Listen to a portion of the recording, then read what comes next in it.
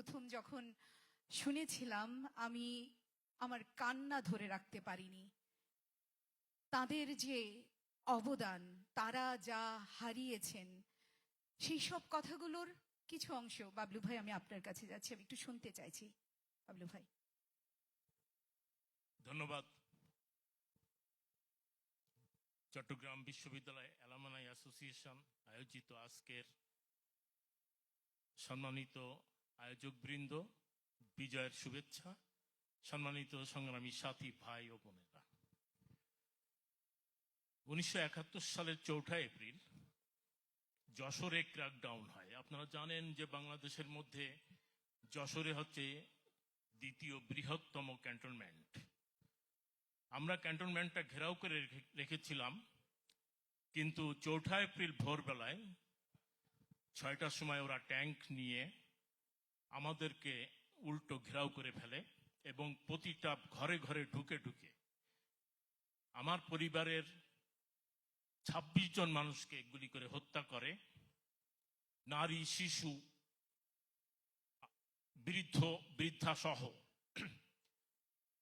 আমি শতাধিক মুক্তিযোদ্ধাকে দেখেছি প্রত্যেকের বাড়ি ঘরে ঘরে ঢুকে ঢুকে হত্যা করে পেট্রোল ঢেলে সমস্ত বাড়ি ঘর ধরে আগুন জ্বালিয়ে দেয়।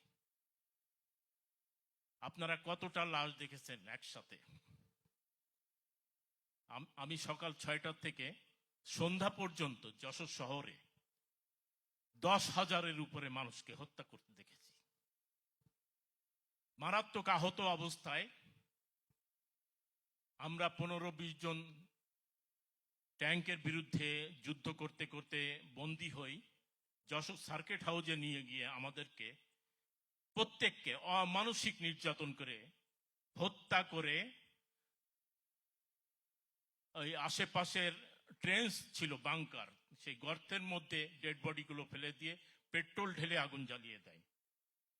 আমার জ্ঞান ছিল না, মৃত মনে করে আমাকে ওই বাংকারের ভিতরে ফেলে দিয়ে পেট্রোল ঢেলে আগুন ধরায় দেয়। আল্লাহর অশেষ রহমত, ওই আগুনের আছে আমার জ্ঞান ফিরে আসে। আমি সেখান থেকে ট্রেনে হিচড়ে ড্রেনের মধ্যে দিয়ে হামাগুড়ি দিয়ে দিয়ে সেখান থেকে বেরিয়ে যেতে সক্ষম হই। আমি আর ছোট্ট একটি কথা বলবো। আপনারা জানেন 1971 সালের 6 ডিসেম্বর বাংলাদেশের মধ্যে প্রথম জেলা স্বাধীন হয়। আমি যশোর শহরেই ছিলাম গেরিলা গ্রুপের একজন সদস্য হিসাবে। 6 ডিসেম্বর মিত্রবাহিনী প্রবেশ করে এবং যশোর ক্যান্টনমেন্ট দখল করে নেয়।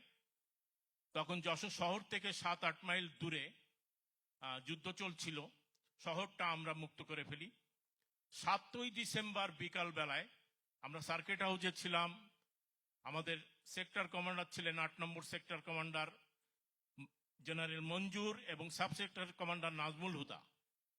বিকাল বেলায় যশোর ক্যান্টনমেন্টের থেকে একটি ওয়্যারলেসে একটি মেসেজ আসলো যে এখানে একটি ব্যারাকে শতাধিক নারী এবং মহিলা বন্দী আছে, আমরা তাদেরকে উদ্ধার করতে চাচ্ছি। এটা মিত্রবাহিনী ওয়্যারলেস করেছে, ভারতীয় বাহিনী।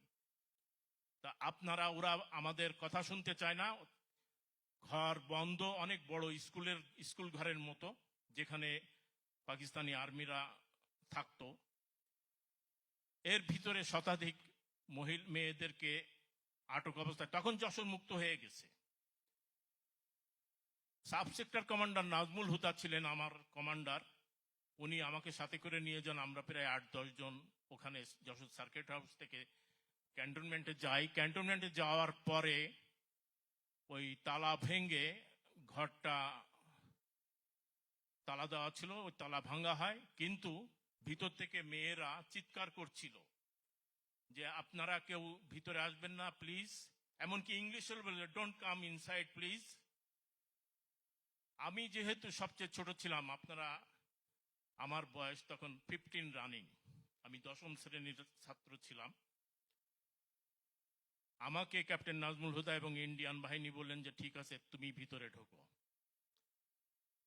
তখনও সন্ধ্যা হয়নি। ভিতরে ঢুকলাম, ঢুকে দেখলাম শতাধিক মেয়ে উলঙ্গ, সব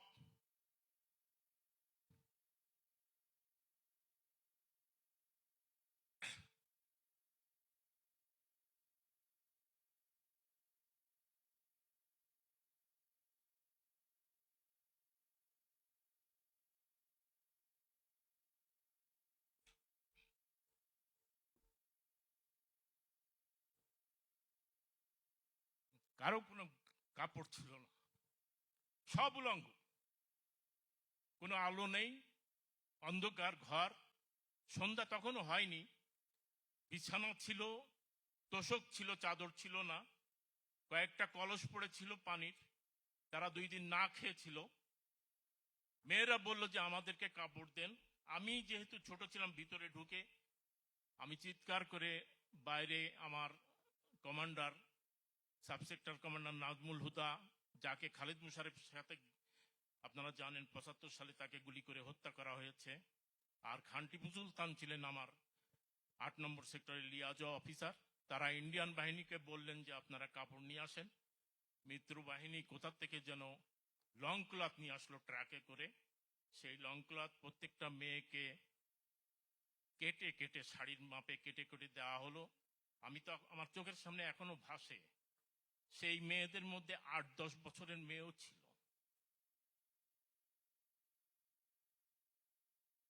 প্রত্যেকটা মেয়ের বুকে, পেটে, মুখে কামড়ের দাগ, ঘা হয়ে গেছে, ঘা। আমার মিত্র বাহিনীর সহযোগিতায় আমরা ওই মেয়েদেরকে যশোর শহরের রেল স্টেশনের একটা ভবনে, বড় একটা দোতলা ভবনে তাদেরকে নিয়ে যাই। অনেকদেরকে উদ্ধার করেছিলাম আমরা। পরবর্তীকালে ওই মেয়েদেরকে কিন্তু আর খোঁজ পাওয়া যায়নি। তারা আমাদের সামাজিক অবস্থানের কারণে, লজ্জায় অনেকেই আত্মগোপন করেছিলেন, পরিবারের অনেকেই তাদেরকে নিয়ে গিয়েছিল, তাদের কিন্তু খোঁজ পাওয়া যায়নি। এরকম লক্ষ লক্ষ বীরঙ্গনা বাংলাদেশে আছে যাদের ইতিহাস আমরা জানি না। অজস্র ধন্যবাদ, আপনারা ভালো থাকবেন। জয় বাংলা, জয় বঙ্গবন্ধু।